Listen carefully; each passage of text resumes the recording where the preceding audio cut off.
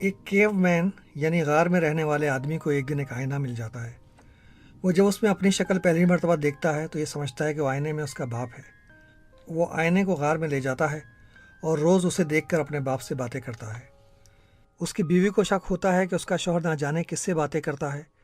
ایک دن جب وہ کیو مین کہیں گیا ہوتا ہے، اس کی بیوی آئینے کو اٹھا کے دیکھتی ہے اور اپنی شکل پہلی مرتبہ دیکھ کر ہی سمجھتی ہے کہ وہ کوئی اور ہے، اور کہتی ہے تو یہ ہے وہ کلموئی جسے میرے شوہر کا چکر چل رہا ہے۔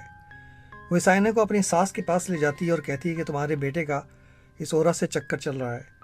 اس کی ساس آئینے میں اپنی شکل دیکھتی ہے اور کہتی ہے اس کی عمر دیکھو اور کرتوت۔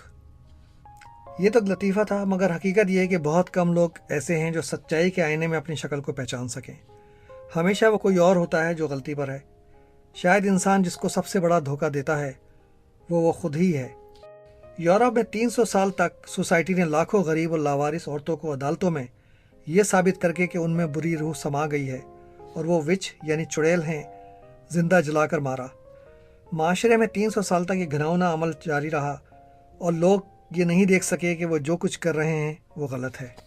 اور مذہبی رہنما ہوں یا یونیورسٹی کے پروفیسرز، ججز یا وکیل، سبھی پوری ایمانداری اور خلوص کے ساتھ اس عمل میں شامل تھے 300 سال تک۔